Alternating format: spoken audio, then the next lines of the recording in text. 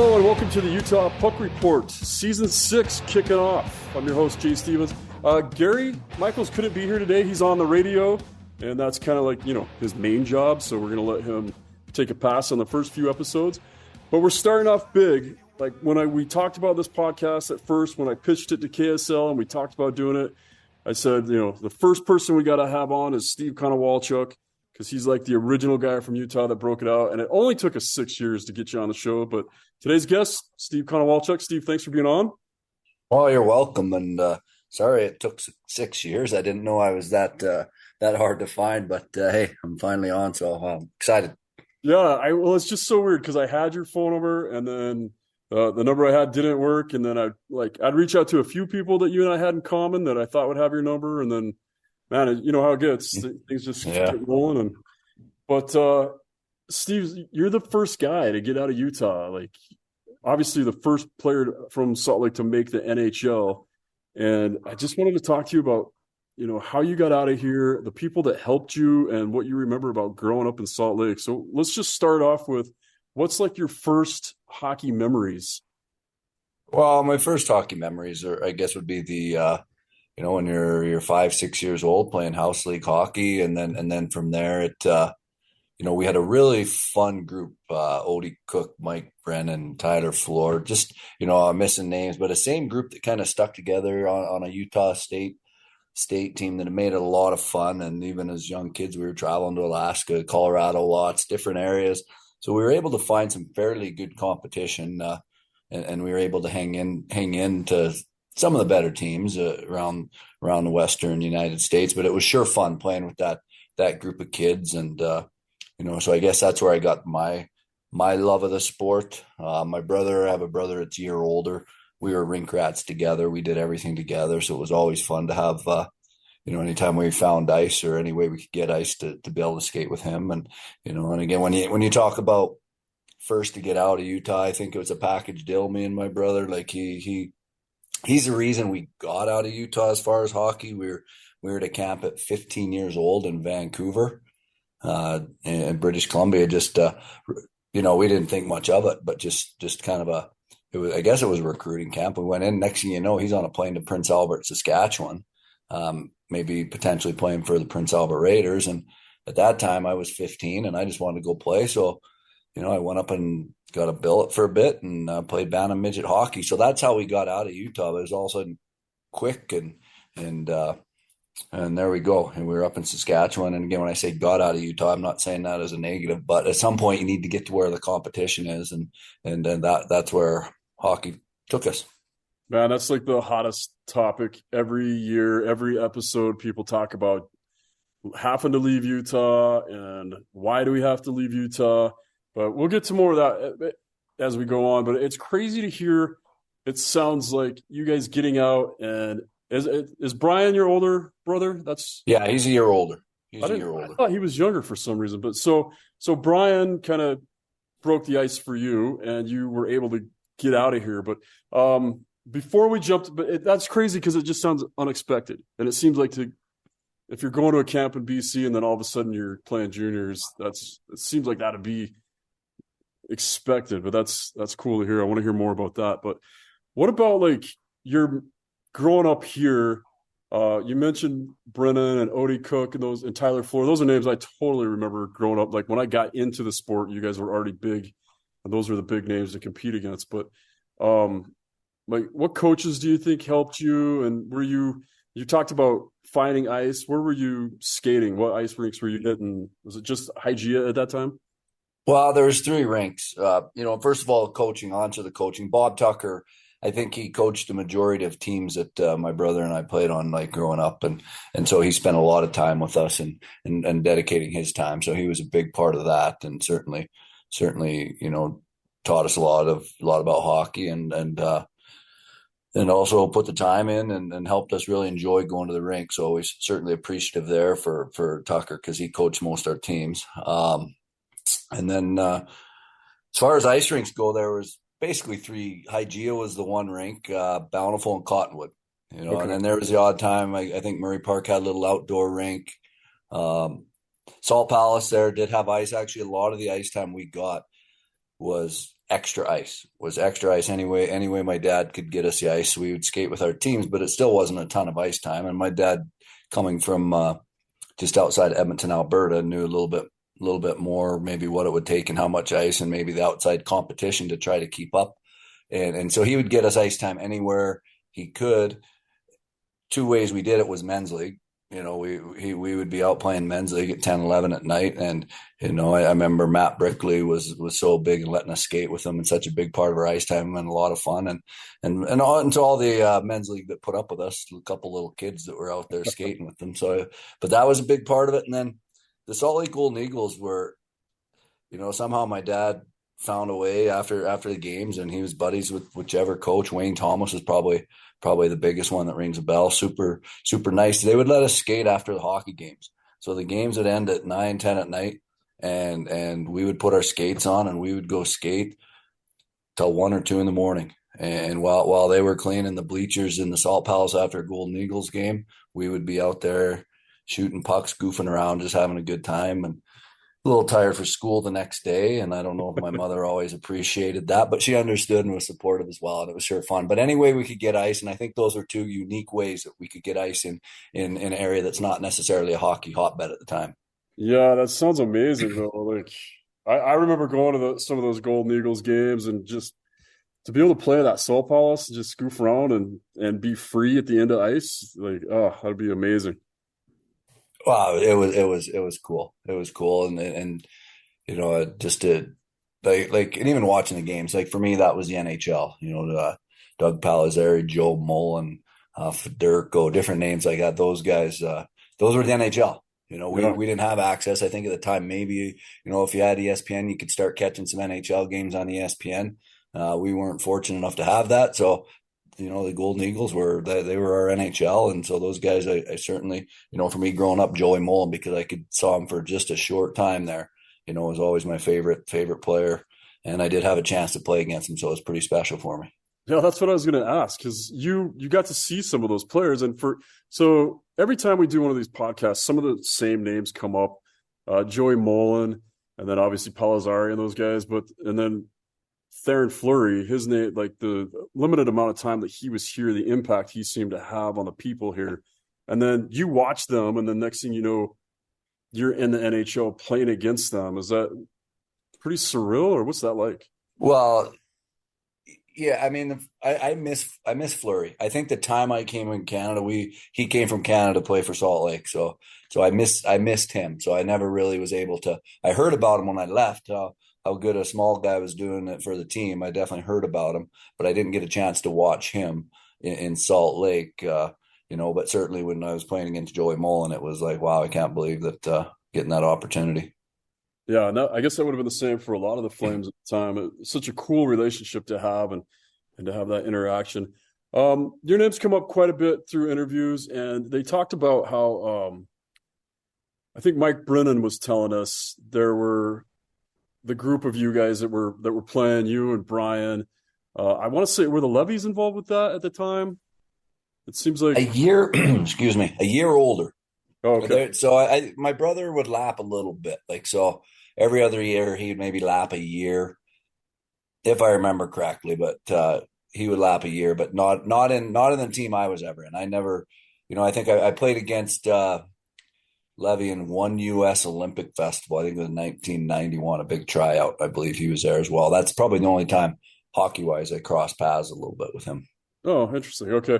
Yeah, we had him on the show last season and got to talk to him about the Olympics and trying out for that. And do you remember like guys, because there were a lot of guys at the time, and it seemed like it was getting expensive. It seemed like there were a lot of people that were like just almost team funding. It sounded like the Brennans and maybe like Bill Miller and those guys would just kind of or maybe even the Nates would pay the way for a bunch of kids and just kind of create that, I don't know, team experience, keep everybody playing basically. Do you remember any of that going on? Well, I remember certainly it was expensive. Certainly it was, my dad was a 9-to-5 truck driver trying to get a couple kids through hockey. And when we have to go to Alaska and different places for tournaments, it was expensive and we needed help. And I know Brennan's, there's also a name of Madsen. I know, I believe helped us at certain points in time. I know I was very grateful for, those people that I know that helped a bit. I don't know the extent and, what that was, but I also know, you know, there was a raffle that they came up with a raffle like any fundraiser, but it was certainly the way they set it up. It was almost for every dollar of raffle ticket you sold, it went to your own kid. And we spent hours. Again, my dad would take us to the bowling alley where there'd be a ton of people. Who would have thought of that? But he'd go to bowling leagues and they're all drinking beer and they have ones and twos out on the table and we'd go up and down and he was able to sell an awful lot of raffle tickets in the bowling alleys and different beer league bowling tournaments or whatever. So there's different ways. Certainly a lot of help. The other names you mentioned, they totally may have helped as well and helped different people. Because it was very expensive and Yeah. it's just hard to be a part of that competitive when you're traveling for most people. Yeah, and it seems like it's just getting more and more expensive. But that was just one of the things I remember people talking about. Is it just seemed like you guys had such a great group and a great support structure that you just found ways to make sure everybody got to stay involved. I was always super impressed with that. So I just want to bring that up again in case any listeners or any people that are listening to the podcast want to help out their local kids. There's always the opportunity because they're always the pay to play. It just it's too bad that sometimes it eliminates certain kids from playing.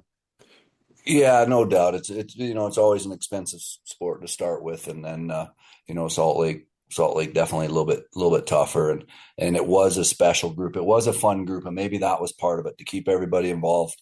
Different people stepped in and chipped in and helped out with the money, and it was a very fun group to play with, group of parents and a group of kids, and certainly again, if I didn't love the game so much, and that's where I fell in love with the game, I probably don't go on. I think you have to have so much love to reach the very top, love of whatever you do to reach the top of it, to fight through adversity and continue. And it certainly started in Salt Lake with that group of people. Yeah. So tell us about that next step. So you're playing Bantams in Canada after playing at Salt Lake. Like, what kind of a culture shock was that for you? Okay, so I'm going from 3 rinks and I go to Prince Albert, Saskatchewan, and it's a town of about 35,000 people and literally probably 20 to 30 ice rinks. And Wow. now they're not all Salt Palace, believe me, but you could walk to the corner and there's an outdoor ice rink. So you could or you could go to any pond or slough or whatever and you could skate. So you go from where my dad would have to drive hours to get us ice to as much ice as I needed during the wintertime. So that was awesome. And then all of a sudden the competition. So I get there, I'm second year Bantam, used to being a pretty good player. But again, I always believed in myself, but I was always Brian's little brother. Brian was he's the brother a year older. I was the little brother. And in a lot of ways it was like, oh, and that's Brian's brother. Cause Brian was, he was flashy player and everyone thought he's better at the time. I never conceded that he was better than me at the time, but he was, we always had a healthy competition, but he certainly, he was the guy that was supposed to go on to play and I was his little brother, but I get up to their Bantam hockey and they had a really good team, a Perlator Cup host team. That's Western Canada Championship happened to be in Prince Albert. And I was the last cut to that team. So that was devastating. And for me, I was like, oh man, that hurt. And then the next 2 years didn't go so well either, as far as the teams I was trying out for. I didn't grow, I have a late birthday anyway.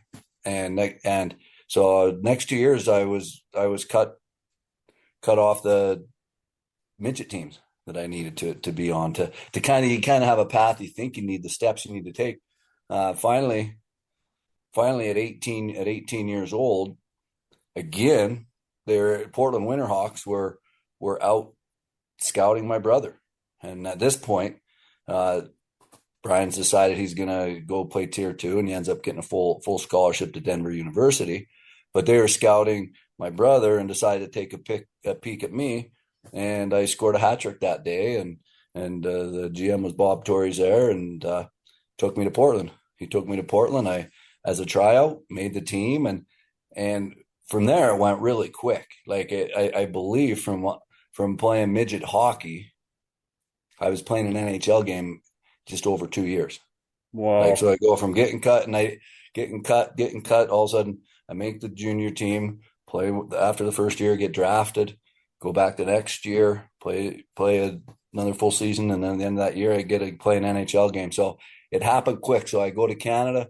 Certainly didn't go the way I wanted when I first played Bantam and midget hockey, but when I finally got going, it just seemed to happen quick. And again, the only thing that got me probably through is, again, the way I say, you have to love the game.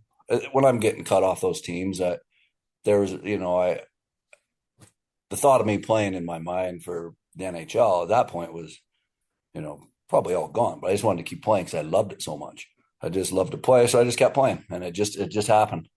You'd be amazed. It's so good to hear you talk like that, because we've had Trevor Lewis on this podcast, who we've had him on several times, and he talks all the time about he went through the same thing, getting cut, getting a chance, realizing what a chance it was, and just capitalizing on it. Garrett Metcalf, I don't know if you know Garrett. He's a goalie here. I'm sure you know his dad, but Garrett, same thing. Didn't really have the work ethic, didn't really have the attitude, but loved hockey. And then at some point it kicked in. He got cut from a team, and then all of a sudden he really loved hockey and changed his focus and realized if he was going to make it, how much work it was going to take. And now he's like the shining example of a work ethic and loving the game, and like a big smile on his face while he's playing. And it's good to hear that. It's good for other people to hear that it's not everybody just knows they're going and makes it all the way. Even the best players have to battle it out. So it's so good to hear. Yeah, it certainly is. It's a marathon, and you have to do it for the right reasons. And you have to do it for the right reasons because you love it first. And I think in a lot of different areas, not just hockey, it's changing a little bit. Kids are getting so specialized in, that whatever they're training to do. I don't care whether it's music or baseball or hockey. Parents put the kids in the lessons and skills lessons, whatever kind of lessons, and it's go right from the start. And I think sometimes the reason you're doing it can get lost, especially from coaching junior hockey. You can see in some kids that they've done it because they're good at it, but you can see they don't quite have the passion. And I think that's too bad in a lot of cases. I think, for me, there was never, when I was on the ice, there was never a care in the world.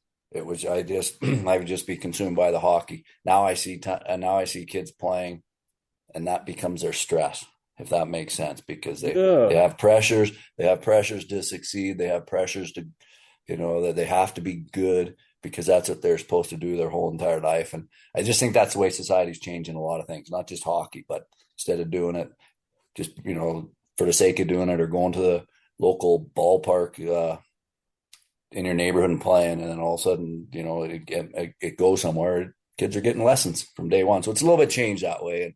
And I played, like I always say, I really actually played. I never ever considered myself working hard. And it's interesting, like when I get in the NHL, the couple of the reporters and watch, man, do you work hard? I'm like, what are you talking about? It never ever crossed my mind I worked hard. Like I was just playing. It's just the way I played. And I didn't play because I was the most skilled guy in the world. But I guess I battled and I worked the way they saw it, but never work. It was just too much fun all the time. That's awesome. That's so cool to hear. But, and you are now that you're on the other side of it, you're seeing it, right? You're seeing these kids come through, and you say you see it. Does it really stand out? Like, can you tell that kid has talent, but he doesn't really want to be here? And that kid almost has the talent and he loves the game and wants to be here. Does that stand out as a coach and as a scout? Oh, for sure. For sure. Especially at the junior level. Excuse me. The junior level, like it's just the kids, you don't have to kick off the ice too much. You could tell who's into it every day. You could tell who's doing it because they love it also, and not having too much pressure, outside pressures of expectations, because there is a lot where, I hate to say, in extreme cases, you can tell when someone's parent comes into town, they're in a good mood, and then all of a sudden their parents come in, and you can tell they're feeling a little bit of pressure, like, because you get to know your kids so well. But certainly the kids that want to play, and totally love it, it stands out, and they improve more because they're so consumed by it, paying attention all the time. They're not the kids you have to really motivate or get under to get going. It just comes to them because they enjoy it and they want to do it so bad. Yeah, I think that's a good lesson for a lot of people. I don't know if you know Jordan Parisi. We've had him on the show too, and he's talked a lot about where there was a change in the way he grew up just loving to play hockey, and that was his whole family was a hockey family. And he talked about the pressure of playing, but he said, when he'd go to these practices and he'd want to stop every puck in practice. And he said it took him a minute to realize that, oh, wait, I'm supposed to develop too. I'm supposed to, like, maybe if I don't get to this puck in practice, but I'm working on this technique, that he kind of had to change from the passion of just wanting to be competitive to the passion of also wanting to get better while doing what he's supposed to be doing. So it's just a multifaceted mindset, I guess, that you got to have when you're going to make it to that level. Well, see, now you're talking goaltending, and I would just tell him stop the puck. I like his first flaw. I don't care about the technique, just stop the puck. No, but certainly I certainly understand what he's saying. Like you do have to learn how to technically give yourself a better chance to stop the puck. Or it's no different for a forward defenseman. You have to take your passion and you have to play within a system or structure at some point, or you're going to end up, hurting your team or making more mistakes. But it sounds like I haven't met him, but it certainly sounds like he had the competitive fire and juices, and from there started putting together what he needed to become a better goalie. Can you just talk to you kind of jumped right through juniors into the NHL. Talk to us about draft day, like getting drafted. Well, bittersweet a little bit. It was bittersweet. So it was 1991. I remember the year. I didn't go to the draft, first of all, because I wasn't sure if I'd get drafted. A couple NHL teams talked to me, but being in Prince Albert, there were a lot of players that I would talk to, like, oh, I talked to every NHL team. So I didn't have huge expectations, but deep down, I still believed I might. Uh, so the draft was during the Olympic Festival.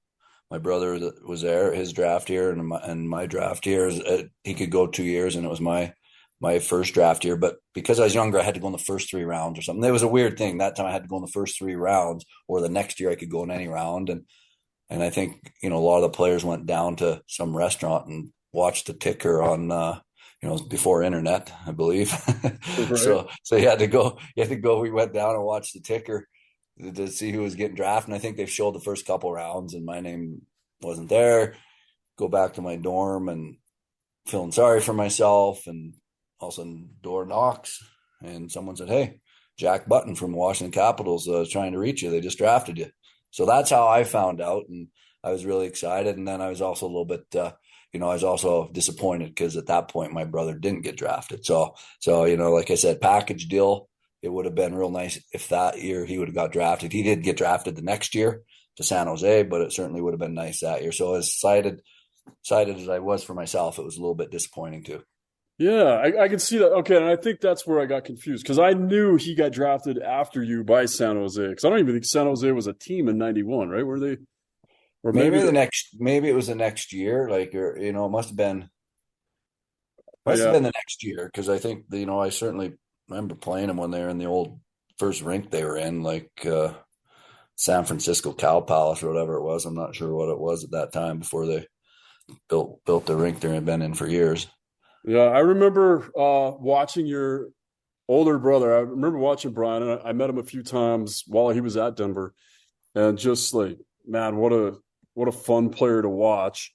And then he's like you just expect him to be an NHL superstar. He gets drafted, and then doesn't he just say, "No, I'm going to go to medical school," or he kind of Yeah.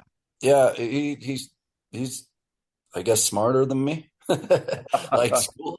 He left definitely like school better to me, and he's smarter than me when it comes to the X's and O's. I guess maybe he had a couple passions, right? I had one passion, and that's just to play and be involved in hockey, and here I am today in it. But he had a couple passions, and he had a choice.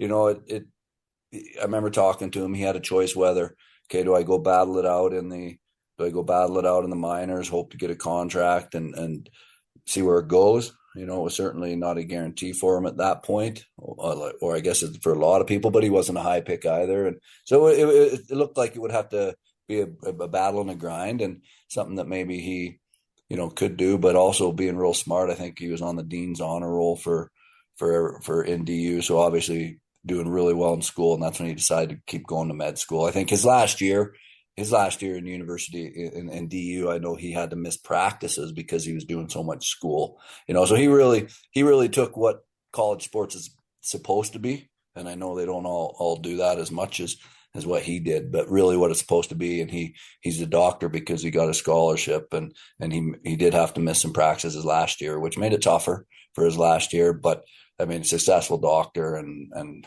doing great in his own way, so worked out for him. Yeah, that's amazing to hear. And man, you'd be hard pressed to find a coach that would let you these days at the NCAA level that would understand that, okay, yeah, this guy's going to be a doctor. He might not make practice, but he'll be just fine in the game. Well, I don't know if coach understands. I don't know if he understood back in the day, but that's you have to, right? I mean, he let him do it, but it's still hard. I'm sure it was hard for that coach, right? Because you want your guys there practicing all the time. But DU obviously must have supported it. That's what it's all about. Yeah, yeah, and DU is such an academics, like they're known for academics. So, but yeah, amazing, amazing. Talk to us a little bit about your NHL career. Looking back at it now, I mean, you had a long career, and you look back about all those games with Washington, and then eventually coming over to Colorado. Like what? Just tell us a few of the things that really stand out over that long career. Oh wow, what stand out? I mean, I guess your first goal, first call up's always big. I remember my first call up. Had a took a shot to the ribs actually the game before, and my rib was killing me, and I was in the minors, and I was in the minors I'd play 25 minutes a night or 23 minutes a night, so it was hard. Like I didn't know if I could get through, and I remember the trainer telling me, "Man, hey, I think they're calling a guy up tonight, so if you can get through." So at the time I thought I had a sore rib, and I got it out, get through that game, and then I get called up. And then I could get through the pain in the NHL because when I got called up, I just played on the fourth line, and I could get through, get a few shifts a period and get through. So it was a little easier to get through. But as it turned out, they find out it's a cracked rib. But I remember that if the trainer probably knew who was getting called up and kind of tipped me off, like, man, if you can get through. So I always respected that. So I remember getting called up, and I remember playing the first game. Well, the first game was actually a different occasion. That was right after junior in New Jersey Meadowlands. Right after junior, they gave me a game in at the end of the year. But I remember my first call up because that's when you're coming up from the minors. First goal, kind of a 2-on-1 little wrist shot against Billy Ranford. That's always a big one. You know, we had a nice playoff run. Unfortunately, I never won a cup, but you remember that. Those are kind of Who was your first game against that first call up? first. The first call up was against Minnesota, I believe. Minnesota, and I think it was still the North Stars. And all of a sudden, there's a guy. So I moved to Prince Albert.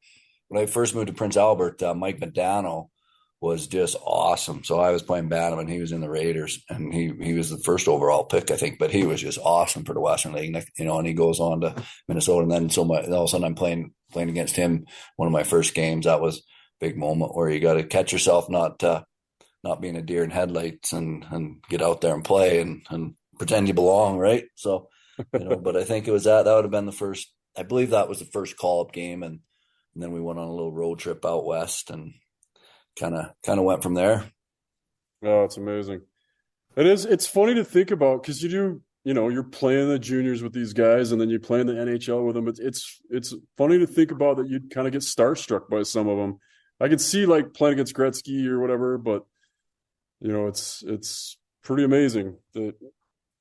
You're just a hockey fan too, right? You grow up watching and enjoying it, and these are the players that you appreciate what they could do, and now you're playing against them or with them. Yeah, and that's the hard part. You got to be careful, and it's human nature. You're all of a sudden there, and you're like, wow. Like I probably remember my first NHL camp where again a year before I get drafted, I'm getting cut off a midget team, and now I'm drafted. Now I go to my first camp as a third round pick, and here's a contract. I want you playing exhibition games. So I'm like, whoa. And at that time, our first rounder didn't get a con. I'm like, what's going on here? This is strange. Like, what's going on? So I'm playing, I believe I remember first exhibition game, it was Andrew Chuck. So I was the center at the time. I come around the net. I think I have him beat. Look up to make a pass. Whoop, picks my stick and shot against the net. And I get to the bench. Coaches, you gotta this level. You gotta move the puck a little quicker, But again, just to be playing against those guys, you're like, holy cow! I can't believe it. I'm all of a sudden. At this point, I'm not an NHL player, but even in the same locker room as these guys, right? It can be overwhelming, and I think maybe at times a little bit more for myself because I wasn't. There are guys that are for a number of years supposed to be a first round pick. They're supposed to be the guy, right? So I think their mind can adjust. Mine, it happened quick. So it was very, very, very surreal, I guess would be the word. But on the other hand, I have a kind of I like to say a dumb naiveness that I belong, right? And I just go out and I think a lot of athletes have to have that. At the end of the day, you can't worry about who you're playing against. You just go out and play and believe in what you do and believe you can measure up to them. And, certainly as young coaching young kids, I try to instill that in them. Don't worry about who you're playing against. You got to go out and just play for yourself. Yeah. Some of the best advice I heard, actually, I've heard it a couple of times, and a friend of mine told me, a couple of years ago, I got put into a game for the Utah Grizzlies. And at the time I was, 45 years old or whatever. Hadn't played competitive hockey forever. And plus I was old and I was just there to sit the bench, but the other goalie got hurt. And one of the guys just said, "Hey, you've played hockey before, right? You're just going out to play hockey. Don't think of it as anything else other than this is what you do. Just go have a fun time at it." And that, honestly, that calmed me down and made me think, yeah, this is just hockey. I can do this. I can have fun. Yeah, no, for sure. For sure. So you probably had time in your life, relax, were able to play better because of it. Be exciting for you now watching all the NHL give these guys the odd chance to get in the game. Like makes it fun for the, what do they call it, the third goalie or the E-bug, yeah. home goalie. I had a story, Baltimore Skipjacks, our first round pick. Anyway, we had to call a goalie up, our the extra goalie in town. So he goes into warmups and I watch our big guy, who's the first, Jeff Greenlaw's name. I believe it was him, rips a hard shot off his shoulder. And I'm like, whoa, that hurt. The guy didn't say a word. I don't remember the guy's name. He didn't say a word, and he sat on the bench the whole entire game. Takes his bat off after the game, and he has his collarbone sticking out. But he was so excited to be on the bench, and he didn't want to say a word. He had a broken collarbone for it, and I'm like, man, that guy loves the game. That's so crazy. Yeah, I broke my ankle one time. I shattered part of it in a warm up for the Anchorage Aces once, and I just sat on the bench. Same thing. I'm like, what are and before the trainer was like, "Hey, let me take a look at it." Like after warm-ups, and I'm like, not a chance am I taking this skate off. Because the minute I let go of that pressure, it's gonna just inflate. Yeah. So I just sat there hoping that, like, of all nights, don't let tonight be the night I get put in, because it'll not go well. Yeah. I had to take like a month and a half off work. Oh, jeez. But it's funny you bring up the other NHL guys. We had the guy that played for the Chicago Blackhawks. He was an accountant or whatever, and they're interviewing him, and they're like, "Did you ever think this could happen?" And he said, "Yeah, I remember that firefighter from Salt Lake got put in a game," and he's like, "That was in the back of my head the whole time." And then when it started happening, so like even he remembered my little experience. So kind of well, good. So you paved the way. Yeah, that's what I'm known for. So were you there when Ovechkin started? You guys kind of overlapped just at the end with. I was not. I was that year. So that year he got drafted. The year I got traded, they took last place and he got drafted. So that was kind of the dismantling. I got traded. A bunch of us got traded, and that was the dismantling of kind of the crew we had for a lot of years, and the rebuild started. And so no, I've never crossed paths with him. Okay. So what do you think it took? What made you a captain in the NHL? What part of you in the locker room or on the ice made you a captain? What would you tell young players today? This is why I was a captain. This is what you should do. Well, it's certainly, I've never been a real vocal player, so I don't think it was in the locker room. I think it must have been just more, by what I did on the ice and in the weight room or whatever it was, whatever it take to help the team, team first, just do whatever it takes, whatever the coach would tell me, and just go out and compete and go try and lead by example that way. put my body on the line, whatever it took to help the team. It must be that. It certainly again, one of the, looking back at the time, you're okay. It's great, I'm captain, but looking back, certainly proud that was the case for a year. It was my hardest year for different reasons. It was hard being a captain, but it was certainly very proud for a guy. You're just trying to make the NHL, and then you're just trying to be a player that can make a career.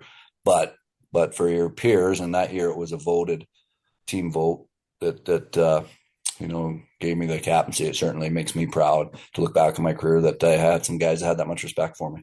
Wow, that's impressive. I can't even imagine what that would feel like to have that go to a team vote. And then, like you said, being cut from midgets, now you're in the NHL, and now you put together a really long, awesome career, and then your teammates vote you as captain. I think that's just a testament to everything you've done. It's just impressive.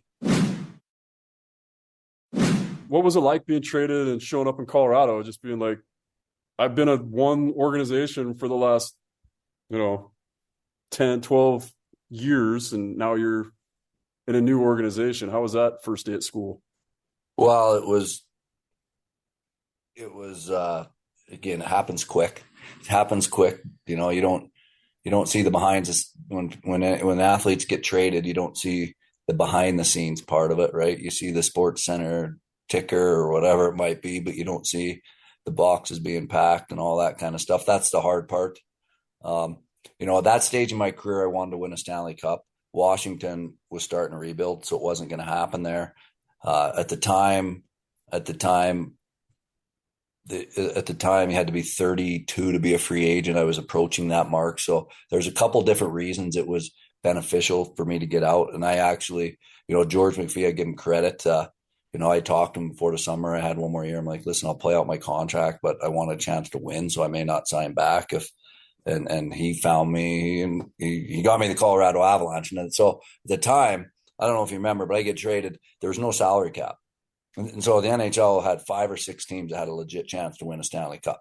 And at that year, I'll leave some off the team, but excuse me again, I get traded to Colorado, and they call me and they're like, and we have a couple injuries, so you're playing with Sakic and Solani tonight. And I'm like, oh, okay. I think that's not a bad line I'm going to play for. But we had that was this, they call it almost like a dream team. They call it a lot of media hype, but we had Forsberg, Sakic, Blake, Foote, Solani, Korea, did I say Adam Foote? I'm not sure, but it was a star-studded team that I'm going into to be a piece of. So that was so exciting. We had a legit chance to win a Stanley Cup all year. We were the team to beat, within 2-3 teams. So it was really cool. I'm fortunate we lost in the second round, but that was a fun year. And it turned out the organization turned out to be unbelievable. I'm back working with them now. So it turned out to be great. It was a great trade for me at the time. It needed to happen. Obviously hard to leave the place. I spent so many years. I never would have thought I would have spent so many years in Washington. I remember my first year, I didn't want to even buy a vacuum because I just didn't want to have to pack up stuff when I either got sent down or got traded. Next thing you know, I was there about 12 years. So that part of it was hard because it was a big part of my life, but it turned out great. Yeah, that's amazing. And then to be with Colorado, with the Grizzlies being the farm club for the Avalanche, I get to, sit in and hear a lot of this stuff or witness a lot of interactions and just talking to the players and the coaches and the ownership of the Grizzlies. And I mean, there's nothing negative to be said about any of the other organizations that the Grizzlies have been a part of or that I've got to see some of the inner workings of. But the Avalanche just take it to the next level with, it seems to be such an amazing organization to be a part of. And I honestly, I don't know if I should even say this, but the opening came up with Colorado Eagles, and I thought for sure that, we were going to see some Grizzly coaches move into that spot. And I thought Konowalchuk would be moving up, and I'm sure that was talked about. But when your name popped up and they said, yeah, Connell, that just seemed right. That seems, for all of us here, we just thought, okay, that fits. he's been coaching and all the stuff you've been doing at juniors. And I was pretty excited for you. And like I said, I just thought that was such a good fit. When you saw that pop up, did you start calling everybody you know, like, give me that spot, give me that spot? Well, it fits what I'm looking to do.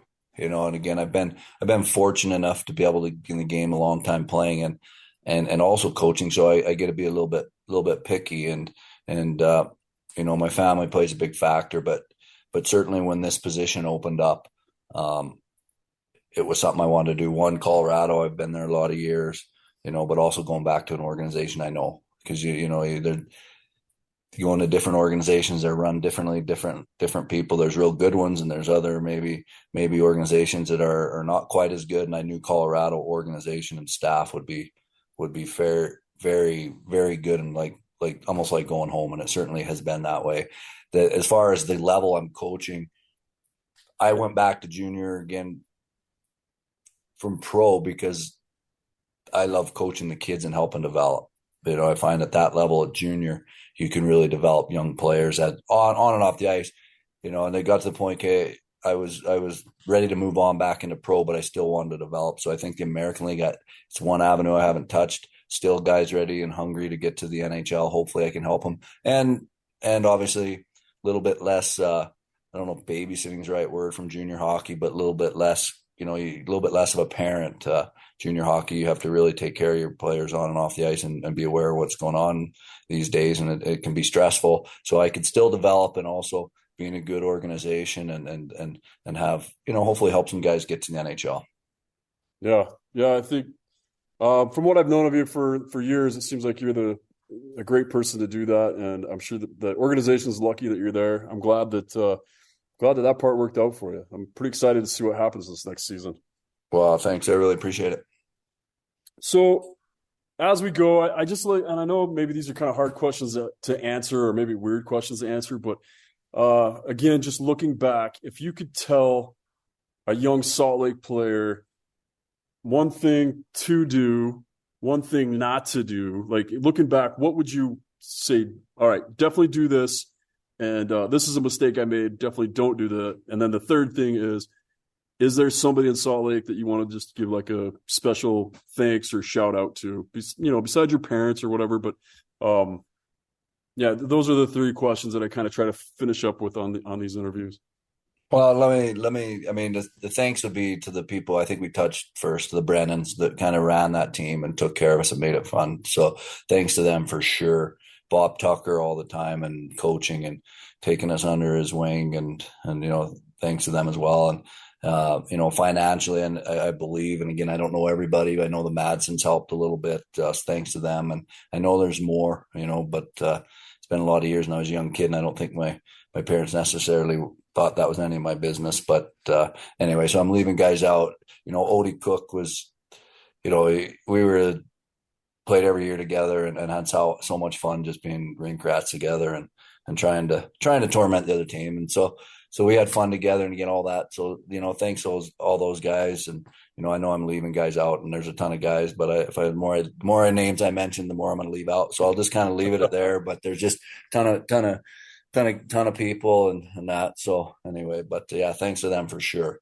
And then, what was you had another part? I drifted off. And then the other part would be like, all right, if you're looking back on your career, what was a mistake that you'd like to tell somebody else? Like, avoid this. Don't do this. Learn from me. Don't do this.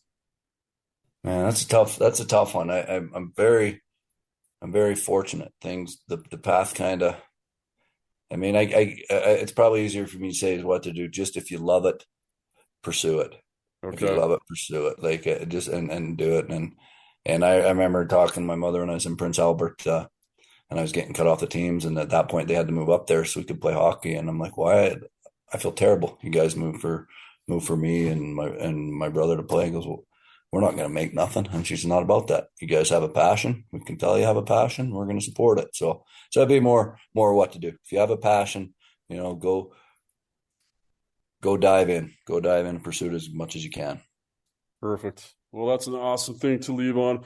Is there anything else that you'd like to say, just knowing that this is a Utah audience? No, I don't think so. I mean, I think you covered it. I think the other thing that hockey's changed too. I mean, it sounds like we're listening now. You got to leave, and Utah's not alone with that now. I mean, even the hockey hotbeds of Canada and that they're moving 14, 15, 16 to different academies. So it just seems the way hockey's gone. So the people playing minor hockey, the kids playing minor hockey, I don't think are as alone as what I was when we had to move, but because that's just the way hockey's going now that if you want to go that 14, maybe 15, 16, doesn't matter where you live. People are moving to try to pursue their best opportunity. And that's just the way it is. That's a really good point too, because we get so caught up in the fact that all of our Utah players are moving to Colorado, but yeah, you got players in Canada. That's why there's billets everywhere. Is because people are moving from everywhere to somewhere else to play to get in those markets that have set up junior hockey that's competitive and midget hockey that's competitive. It's not a terrible thing in Utah. We do have AAA here, and they have been able to produce a few players, but people don't see it as legitimate. So, I mean, I think if more players just stayed here and made that AAA team a little bit more competitive with Utah players, with our best players, that would kind of solve it. But nobody wants to be the test tube on that one. But when you think about it, yeah, kids in Canada move to another part of Canada. Kids in Minnesota move to another part of Minnesota to play on a more competitive team, or that's why there's billets. Yeah, they do. They do. So you're not alone there. It would be nice. It would be nice for if a program could get where there's a little bit more confidence in some kids to be able to stay and play midget AAA or midget AA or whatever Bantam AAA in Salt Lake City. I think it'll get there. Obviously, hockey's grown a ton from what I hear. Uh, the Avalanche took the Avalanche. I remember we were very competitive. Couldn't quite beat the Littleton team that was always pretty good when I was growing up, but we'd hang around in there. But the Avalanche just took hockey in Denver to a whole new level, and Salt Lake hasn't kept up to that, but it certainly seems to be growing. And hopefully one day it can get to the point where they're competing with the Thunderbirds and those teams in Colorado. Yeah, and Vegas is taking off now too. The Knights have put so much into youth hockey, and which actually brings me up to another question: have you heard all the talk about Salt Lake getting an NHL team? I've heard different rumors about it. I've heard what a baseball team too as well. They're here, so it sounds like they're looking for another big sports team there. So that'd be exciting if the NHL went. I mean, you look at every city in NHL, Arizona, whatever it goes to, their minor hockey jumps real quick into it just so many kids join. I'm in Seattle now, and all of a sudden five different sheets popped up of ice because of the crack. And we had a nice group all summer we could skate with. This year we'd have men's league. This year we couldn't have men's league because now there's enough kids that are filling the ice with hockey schools in Seattle, which is a good problem. But they took our ice time. But It's a good it's just problem, but it's amazing still a problem. It's a good problem for the yeah, kids. Yeah, but what yeah. about us? So What about the old men that still want to play? Yeah. that's right. But anyway, so yeah, that if they ever got a team, you would see the hockey just boom in Salt Lake. Yeah, they're actually it's funny because I've done a lot of research into it, and the ownership group here is legit that is looking to bring a team here. They already own an NHL team, and they know what it takes, and they know if they have a better idea of whether it would work or not. So they seem to be pretty confident. I really thought we were going to get the Coyotes. I really did. Oh, is that right? Well, that'd be exciting for sure. Yeah, yeah, for sure. All right, Steve, I know I've taken a ton of your time. I really appreciate you being our first guest on season 6. And um, I don't know why it took us so long to get a hold of you. I know I could have tried harder, but it's just awesome to be able to talk to you. And I want to also say I have a digital picture frame in my front room where I'm doing this broadcast from, and it pops up all these pictures I've taken over the years.